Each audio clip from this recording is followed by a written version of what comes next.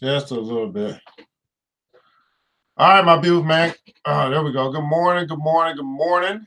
Thanks so much for joining us again today here on Fabulous Friday, here on the New Black Wall Street Book Club, where Black folk do read.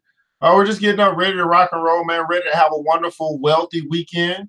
I was just, I woke up this morning to money, you know, and so I'm hoping to be able to share things with you, teach you along the way to help you to level up as well. I mean, it just feels good when you, when money, which is a major topic, you start to see it work for you instead of you work for it. And so we kind of got this thing on autopilot now. Got the e-commerce site working and moving forward. So I can see great things ahead, and I want to be able to help as many of you along the way as I can. But you have to decide to help yourself, and so that's what we do here in the morning. We get together. We wake up early in the morning. We wake up winning, as they say. Miss Tiasha James. We wake up ready to change the way that we think, so we'll change our life. This is New Black Wall Street Book Club, where Black folk do read. You put in a book, we absolutely will find it. Good morning to you at YouTube Live, Instagram Live. We're going to be going through the book, continuing along the book, How to Be Rich. That's right, How to Be Rich. Everybody put in the comments below, How to Be Rich. How to Be Rich. Why not you? That's right. Why not you? Why not? A good question to ask this morning. Why not? It's interesting when I go into the schools, the colleges, the elementary schools, and I ask the children this one question: do you want to be rich? Many of them have a hard time raising their hand because they've never even thought about the concept of being rich. And so we want to change that in our community. We want them to have a desire to be wealthy, because it's not about it's not about the money itself. It's about what the money can do, what they can do with the money to make a change in their community. How to be rich. So what we're going through today here on New Black Wall Street Book Club. Well, I'm not going to take up too much of your time. It's time for us. Let me go ahead and just delete that real quick, Abraham. I appreciate that, brother. See if I can get that thing deleted real quick. There we go. There we go. There we go. Just report that little comment. Let me spam that real quick. There you go. There you go, Abraham. Delete it. All right, my beautiful people, man. Time to get this thing on the road, man. You know what time it is, Mr. DJ. Oh, yeah, it's Friday. Hit the music.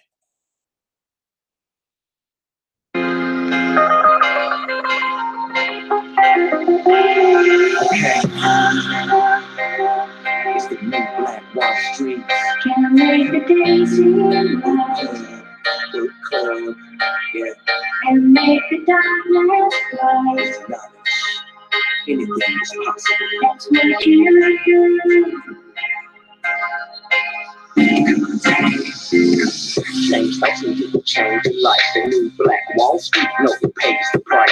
When we hold our peace and never share the wealth, I'm talking knowledge, help our fellow people there. A book club dedicated to success of melanated and beautiful, educating you fully to take the world and pass it on to the kids, build it and live fulfilling the prophecy that we live. The New Black Wall Street Book Club, I'm introducing the host, show my brothers some love. The New Black Wall Street Book Club, the New Black Wall Street Book Club. Let's go. All right, my beautiful people, man. Thanks so much for tuning in this morning here on the New Black Wall Street Book Club, where Black folk do read. You put in the book, we absolutely will find it. Mr. Abraham, I will address you in just a second. If you need help, I can show you how to get help. One of the ways that you get help is not by trolling on people's pages. I can tell you that. That's not how you get help. So you might want to learn how to get the help that you need, and then you might find the support that you say you desire. Because here's the deal, guys. I want you to understand that life isn't about what you need. That is not what it's about. It's about what you deserve. You get what you attract. And so if you need something in life, you think you have a desire or a need for something, you must learn how to attract it into your life, because life doesn't pay you based off of what you need. This life is about reaping and sowing and reaping. You reap what you sow. And so if you have a desire for something in your life, well, you must sow different seeds, and then you'll get different results. And so this is not about need. Everybody needs something. This is about what you deserve. Life actually is fair. You reap what you sow. So the question is, what are you sowing? That's what it comes down to. What are you sowing? You reap what you sow. This New Black Wall Street Book Club where Black folk do read. You put in the book, we absolutely will find it. Reading Rainbow 2.0. We just wake up in the mornings, just simply say this, that 30 minutes a day, 30 minutes a day of reading, 30 minutes a day of discussing, 30 minutes a day of changing the way that we think, and we'll change our life forever. See, the crowd is broken. We walk away from them. We walk away from those who choose not to read, those who choose not to level up, those who choose not to take their thoughts, their very being themselves to a whole nother level. You see, but we just decided we're going to take 30 minutes every day to change the way that we think, and we'll change our life forever. Well, I'm your host, ERGJ, Certified Financial Educator, CEO of ERGJ Enterprises and ERGJ Black Bazaar. Also, international best-selling author of the book, The Black Billionaires Club. That's right, The Black Billionaires Club is a study of Black wealth. It's a study of the 12 richest Black people in the world today and how they built their wealth. And I just believe that if you want to be wealthy, if you want to be rich, if you want to be wealthy, you should study wealthy people. Well, you can pick this book right on up at www.theblackbillionairesclub.com, www.theblackbillionairesclub.com. Get the book today. Don't wait. Don't delay. Get the book today. Good morning to you over Miss Instagram Live. Tiasha James up in the house. Landscape Lowry, my main man, South Carolina, representing. Matter of fact, in the comments below, let us know where you're connecting from. What city, what state, what country are you connecting from today? We love to know how far our reach is on this live broadcast. Of course, we know some people will watch this thing later because they ain't woke up at 7 o'clock in the morning. And some places it might be 4 o'clock in the morning. Other places might be 7 o'clock at night. So we're not going to dissuade you from watching no matter what time or when you may watch this broadcast at any point in time. We're going to start off today in our mastermind cards. That's right. We're changing the way we think and building a millionaire mindset with these cards here. So you can pick these cards up as well. They're $20 for the 21-day set. They say it takes 21 days to change a habit. And we're going to be changing our habits on how we think. So day number 6, my bad, Janea. I don't know. I can't see that. I need to get new glasses. Miss Tanisha, Janea, Miss Ross, I know who you are. Today it says, I serve. Everybody put on, so I serve. I serve. Day number 6, I serve.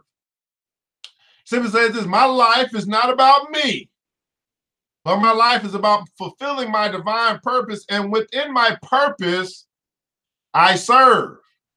My life is not about me,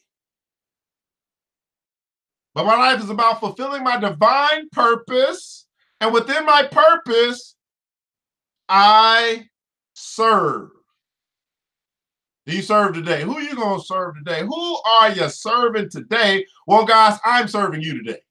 I'm serving you a good old plate of empowerment. I'm not here to entertain you. I'm here to empower you, to help you to take your life to a whole nother level, to help you take your bank account to a whole nother level, to help you to take your business to a whole nother level, to help you to take your ideas to a whole nother level, and ultimately to take our community to a whole nother level. Well, you can pick these things up as well. Just inbox us at ERGJ Enterprise. Pick up your Millionaire Mastermind card. We're going to put these things on the website, by the way.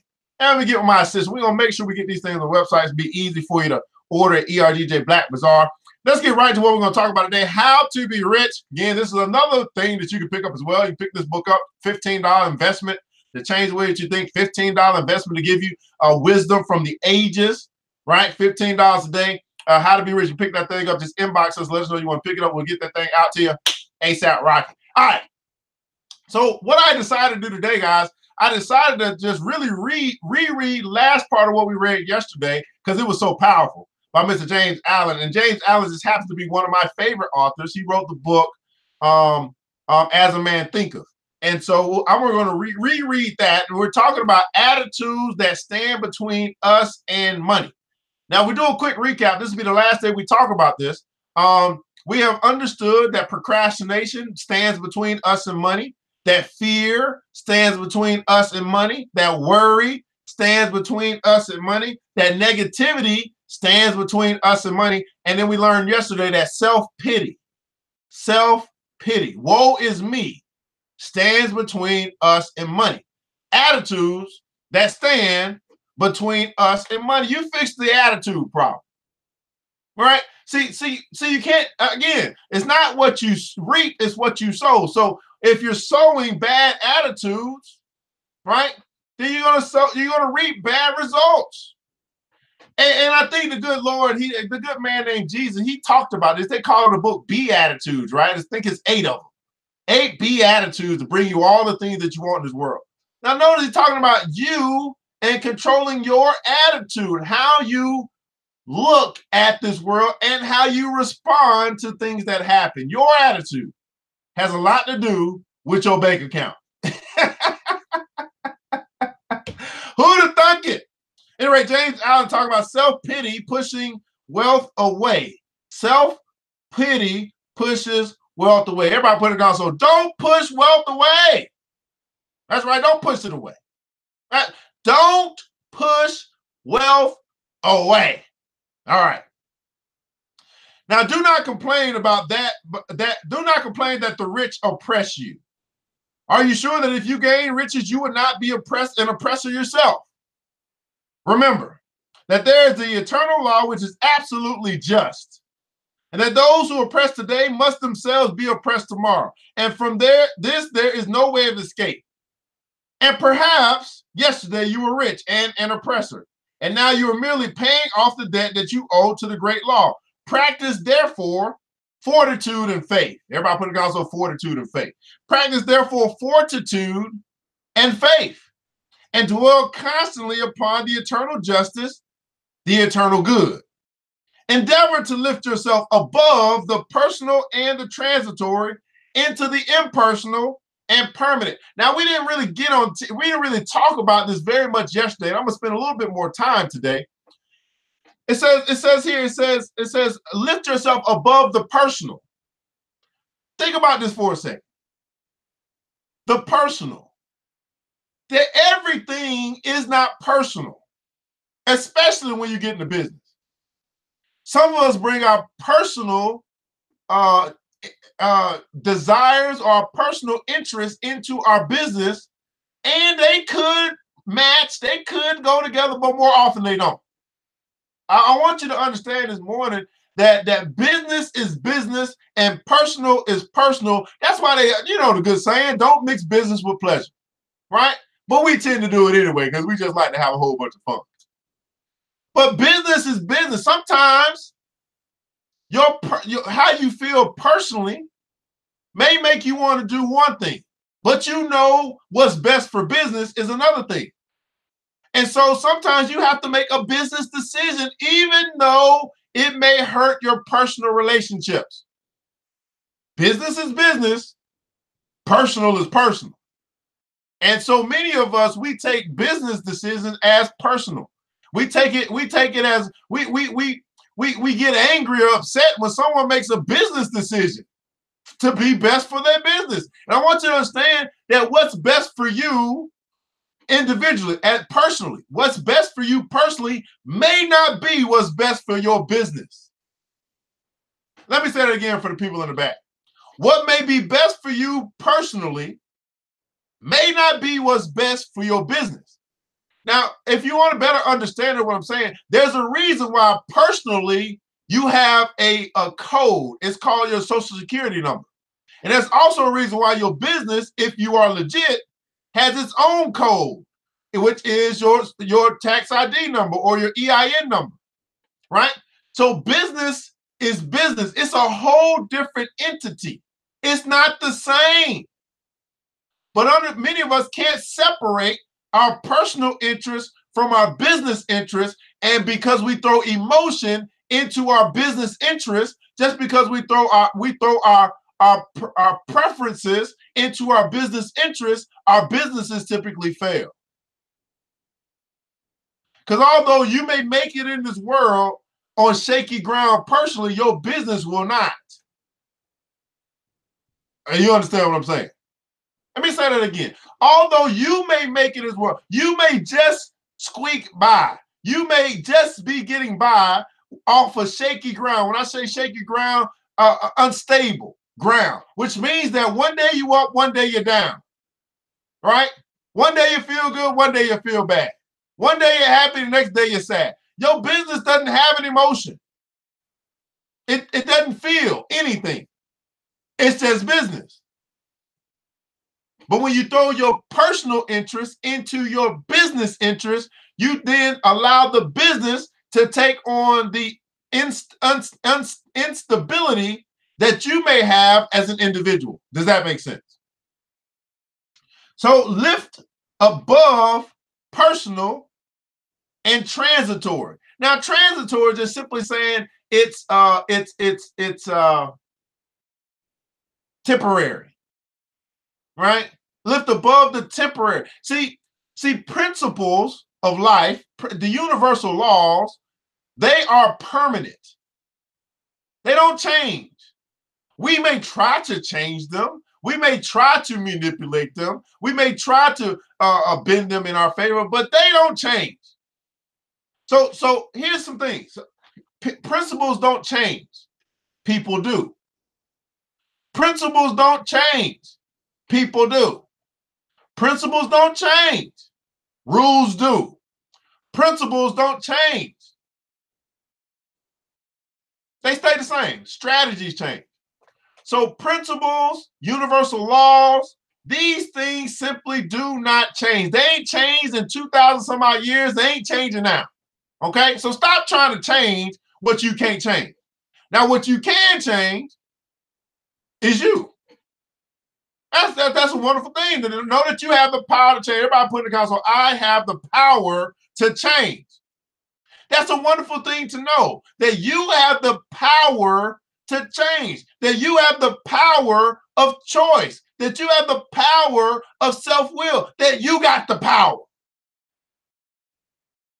But will you use it? I mean, what is power if it's not used? It's just potential. Many of us only recognize the potential, and because we never use the power, we don't change. And we keep trying to get other things to change that are not going to change. And they're not going to change. You reap what you sow, that's not going to change. Ask and you receive, that's not going to change. Seek and you'll find, that's not going to change. You see what I'm saying? Those things are not going to change. So if I know, if I recognize, if I understand, everybody put it down, so understand. If I understand, for example, that ask and you receive is not going to change. Well, that tells me that I should stop trying to receive if I ain't asked.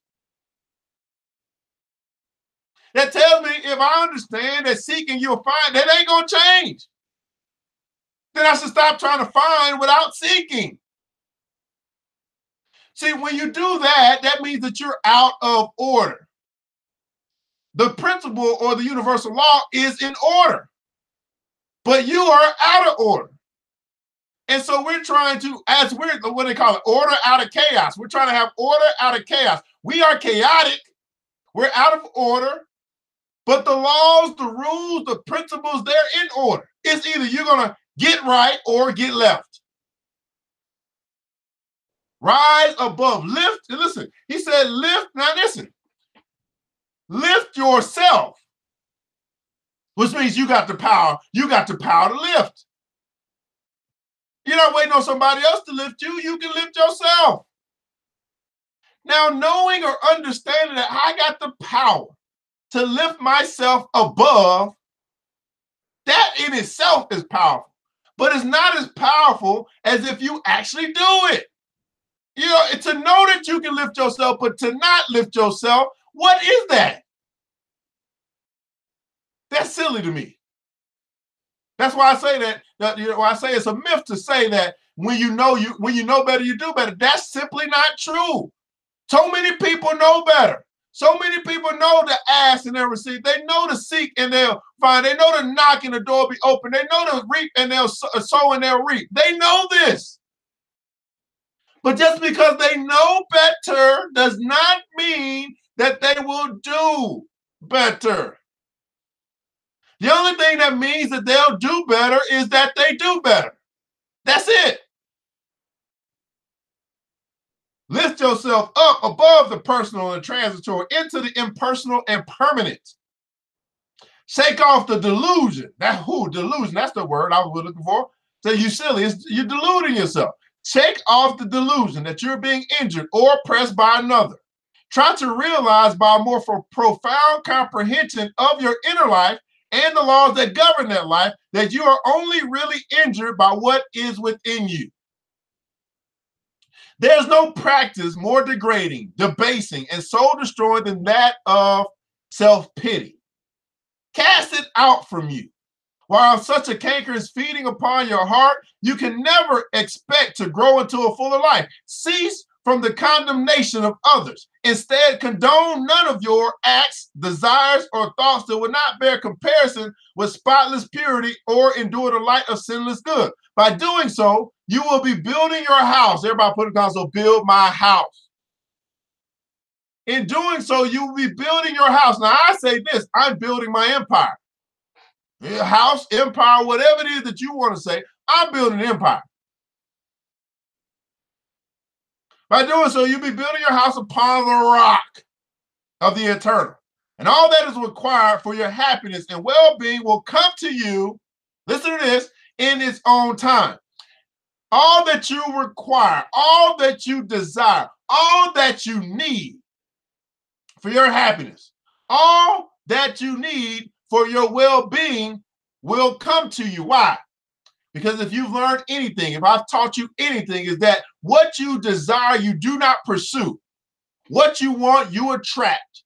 That's why it says a man and his gift will make room for him. He didn't say that he'll go have to find his gift. He said that it'll make room for him. In other words, it will come in its own time. Everybody put it down, so it will come. Now, you have to define for yourself what that it is. I don't know what it is that you're seeking. I don't know what it is that you're asking for. I don't know what you're knocking on the door for, but it will come in its own time. Now, what does this mean? This simply says that we got to have a little bit of patience, people. We got to keep, and I really think that the universe be playing with it. I really do. I'll be like, this is so funny. Because it seems like it's like the universe is saying to you, like, no, not yet. No, you ain't ready yet. No, just a little longer. No, we want to make sure that you, because see, I really believe, just to me, I really believe that if you got what you wanted at the wrong time, even that what you desire will crush you. And think about it for a second. If you really received everything that you wanted, but you were not really ready to receive it, maybe your attitude was wrong, maybe you were in a different place in your life, and you actually got it, although you may feel a little bit of this thing called happiness, although you might run around town saying, I'm blessed. Have you ever, let me ask you this, have you ever gotten something that was good? It was real good. But even though it was good, it overwhelmed you. For example, I remember working with a lady who made candles. Some of the best candles I've ever seen. And I was like, yes, let's do this. And so I worked with her to say, man, I can help you sell more of your candles. She was like, yes, I want to sell more candles. I was like, yes, we can do this. So I brought her onto my show, right? And we sold candles. Now, this particular day, we sold probably 20 candles, okay? Which is a historic day for her in one day. She might be selling 20 candles in 2 weeks or something like that, a month. But she sold 20 candles in a day. Now, I want you to think about this. This is a lady or a business that was used to selling 20 candles a month.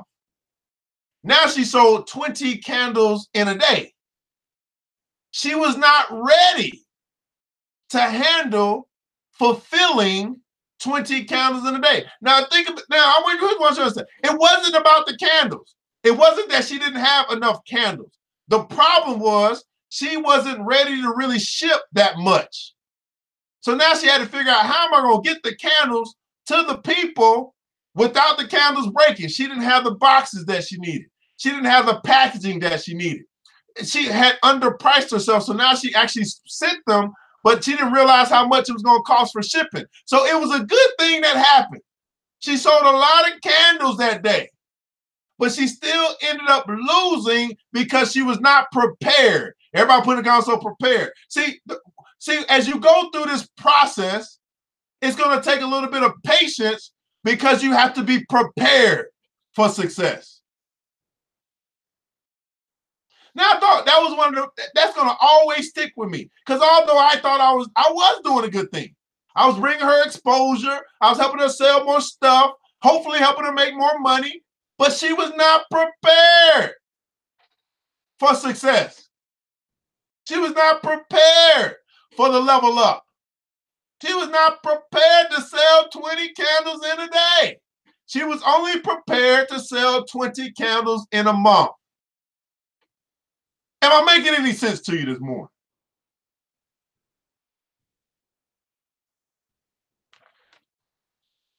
Whew. In its own time. There's positively no way of permanently rising above poverty or any undesirable condition, except by eradicating those selfish and negative thoughts, conditions, which these are the reflection, and by virtue of which they continue. The way to true riches is to enrich the soul by the acquisition of virtue. Now, I thought this is wonderful vocabulary. It says to enrich the soul. Then he said to acquire the acquisition of virtue. Now, why would he say something like the acquisition of virtue? Well, I didn't know that virtue was something you had to acquire. That's what I thought. I'm still wondering about this, the way he put these words. The acquisition of virtue. That's kind of crazy if you think about it. You got to acquire virtue? I don't know. Outside the real heart virtue, there is neither prosperity nor power, but only the appearance of these. I'm aware that people make money who have acquired no measure of virtue and have little desire for virtue, but such money does not constitute true riches, and its possessions is transitory and feverish. The prosperity of the wicked was a great trial to King David until he went into the sanctuary of God, and then he knew their end. You likewise may go into the sanctuary. It is within you. It is that state of consciousness that remains when all that is sordid, personal, and impermanent is risen above, and universal and internal principles are realized. The virtueless rich are really poor. The virtueless rich are really poor. That is the God state of consciousness. It is the sanctuary of the Most High. When by long strife and self-discipline you have succeeded in entering the door of that holy temple, you will perceive with unobstructed vision the end and fruit of all human thought and endeavor, both good and evil. You will then no longer relax your faith. Everybody put in the console, don't relax my faith. You will no longer relax your faith when you see immoral people accumulating outward riches. For you will know that they must come again to poverty and degradation. Rich people who are barren of virtue are in reality poor. And as surely as the waters of the river are drifting to the ocean, so surely is he, in the midst of all his riches, drifting towards poverty and misfortune. And though they die rich, yet must they return to recap the bitter fruit of all their immorality. And though they become rich many times, yet as many times must they throw back into poverty until, by long experience and suffering, they conquer the poverty within. Everybody put in the console, conquer the poverty within. You conquer the poverty within, you'll tackle the poverty without. This is why we don't focus, in this stream, we don't focus on what's going on out there. We focus on and we fix what's going on in here. Once you conquer the poverty within, but those who are outwardly poor, yet rich in virtue, are truly rich. And in the midst of all their poverty, they are surely traveling towards prosperity, and abounding joy and bliss await their coming. If you would become truly and permanently prosperous, you must first become virtuous. I'll repeat that again for the people in the back. If you will become truly and permanently prosperous, you must first become virtuous. It is therefore unwise to aim directly at prosperity. This is what they do in the church. Unfortunately, I'm going to speak the truth. It is Therefore, unwise to aim directly at prosperity, to make it the one object of life, to reach out greedily for it. The love of money is the root of all evil. To do this is to ultimately defeat yourself. Don't defeat yourself. That's called self-sabotage. Rather, aim at self-perfection. Make useful and unselfish service the object of your life. And ever reach out hands of faith towards the supreme and unalterable good. Last little section, he talks about wealth is drawn to a good steward. I'll talk about this a lot. One of the main reasons why you and I, one of the main bad attitudes that we have towards money is the mismanagement of money. And it doesn't make any sense for money to come to you if you do not know how to handle money. If it's going to come to you and all you're going to do is waste it, why would it come again? That's just like saying good food. Good food, why would it come to you if all you're going to do is waste it? You're going to throw it away. You're not going to eat it. You're going to eat all the bad stuff. See, good wealth and health. Why would health come to you if you're going to do nothing but waste it? I'm telling you, once you fix the responsibility, once you, listen, not even responsibility, let's call it like it is. It's called respect. Once you seriously respect money, then you will actually begin to handle money a little bit better. You'll learn how to manage it better. A good steward is a good manager of resources. And we're just using money because it's not just money. I'm talking about resources, period. Your emotional state is a resource. How do you manage? Oh, this is a good one for the ladies, especially. Do you know how to manage your emotions? Are you a mismanager of your emotions? Something that you can control. See, just like money can come into your hands and you can control what you choose to do with it. You can control your emotions if you choose to. To be out of control in your emotions says that you are immature, that you're still yet a little girl or a little boy, that you still are childish in all your ways. To be a mismanager of your emotions. And I'm going to talk to the fellas too. To be a mismanager of your thoughts, to act as if you can't control your thoughts. That you got to look at every woman that stops by in a lustful manner. To think that you can't control your own thoughts tells me that you are still immature in your thinking. I ain't going to be biased this morning. I'm just going to speak the truth. Let's tell it like it is. We still are little people trapped in big people bodies.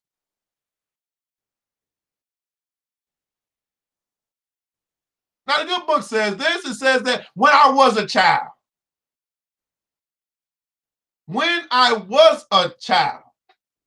but now that I'm an adult, now that I'm grown, now that I'm mature, now that I'm older. Now, all of those are not synonymous, by the way. You can be old and still be a child. When I was a child, I did childish things.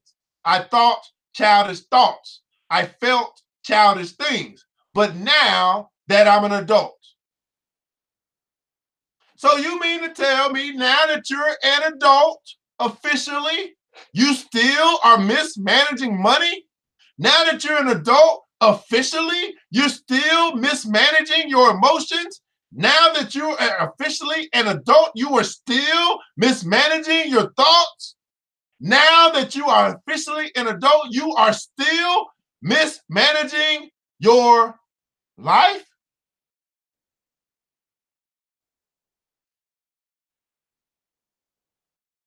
Wow.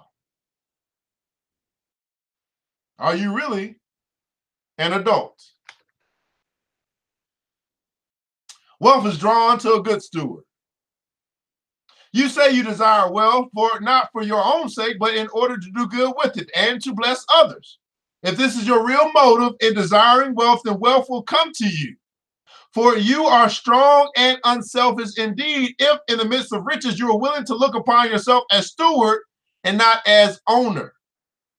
But examine well your motive. Everybody put it also examine. Examine well your motive. For in the majority of instances where money is desired for the admitted object of blessing others, the real underlying motive is a love of popularity and a desire to pose as a philanthropist or reformer. If you're not doing good with what little you have, depend upon it that the more money you acquire, the more selfish you will become. If you're not doing good with the little that you have, if you're not doing good right now, what makes you think that when you get more money, you're going to do more good? That makes sense.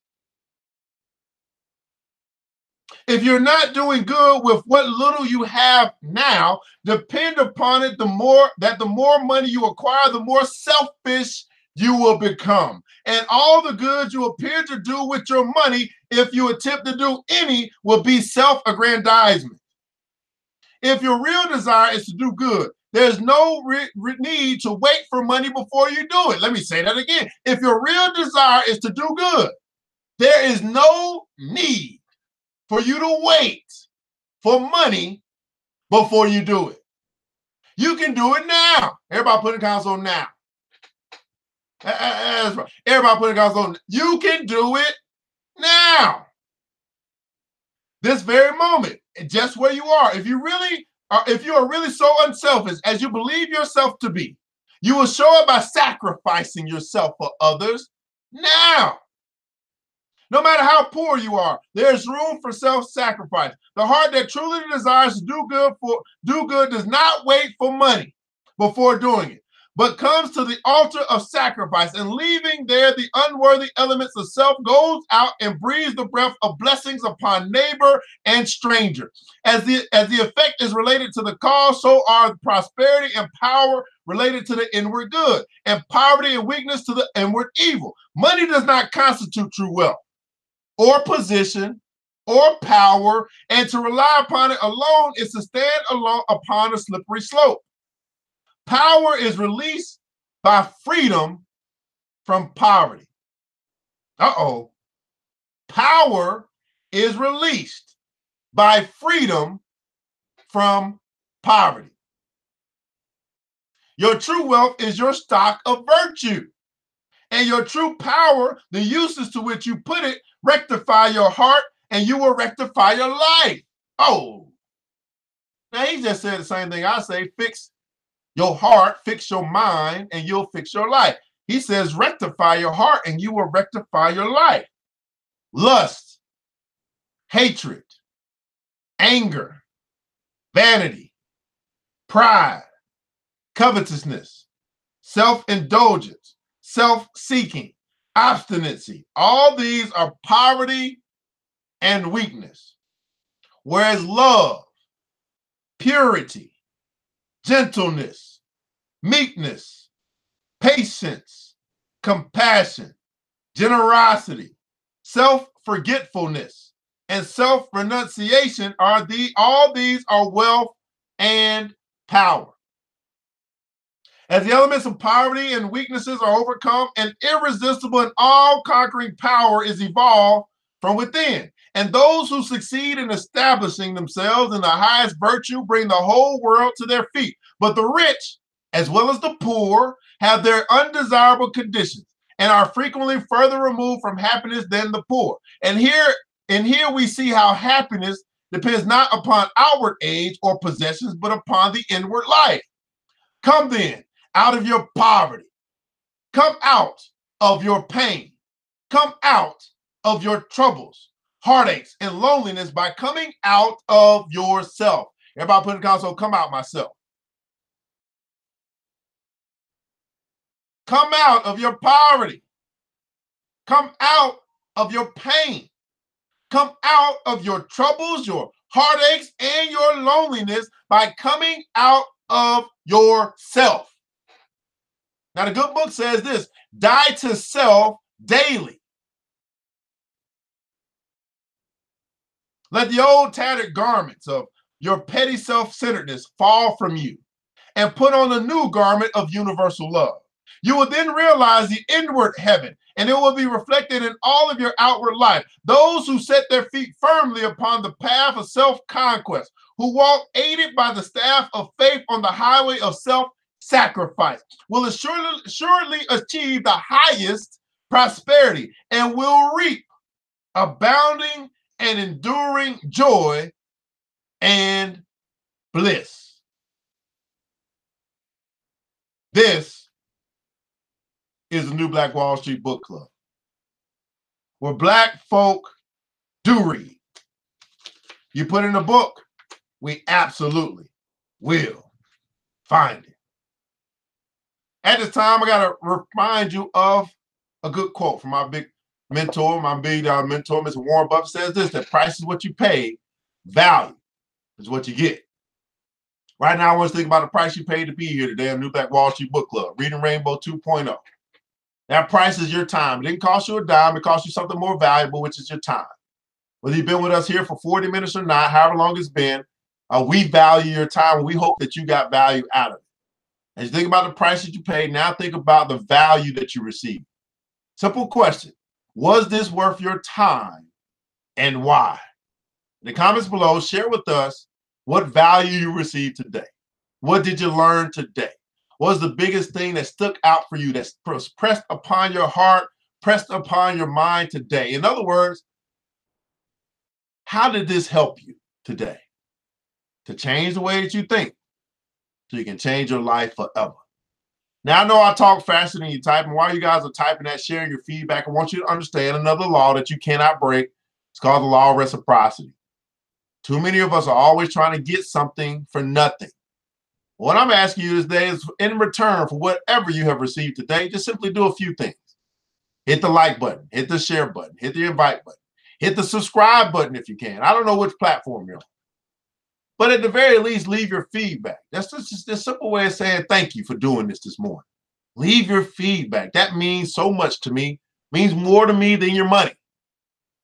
Now, of course, you can join us. If you're liking what we're doing, you can join us at the Black Billionaires Club. Just simply go to www.theblackbillionairesclub.com, www.theblackbillionairesclub.com. Join the Black Billionaires Club today. You want to walk away from the crowd of broke, the crowd of doing nothing, the crowd of complaining, and you want to get to the people who are bringing solutions. You want to get to the people who are living in abundance. You want to get around people who believe in the future. It's a $20 decision to change your life forever. You can join us by making that decision today. www.theblackbillionairesclub.com. Over Instagram Live says, get and be ready for success. That Landscape Lowry up in here. Tayasha Janae said, very valuable today. Don't push wealth away. Don't push wealth away. I'm telling you, that's got to be one of the things that I've seen, and it's very disappointing or frustrating or whatever you want to call it. Sad. It's just sad to see people who have so much potential, but they're all constantly pushing wealth away. Especially, even not just they have the potential and they really have a need. Their back is against the wall financially. But because of how they have been conditioned their mind, they simply won't get out of their own way, and they keep self-sabotaging, and they keep pushing money away, keep pushing what they desire away, because they think that they have to pursue it. They don't understand that it's unless you have listened to stuff like this. I don't know how you can understand, but it's hard to understand that you don't have to pursue. You simply have to attract. You don't have to pursue. You simply have to attract. There's a reason why I'm on 84 straight days of making a sale. It's not about what I pursued. There's a little bit have to do with what I've seeked and what I've sown. It has more to do with what I have attracted. Okay? Monica Allison says, man, if I don't defeat myself, I must lift myself over the personal. Very seed always, I've learned that I have to let go of these poor attitudes. Well, guys, I want you to remember this.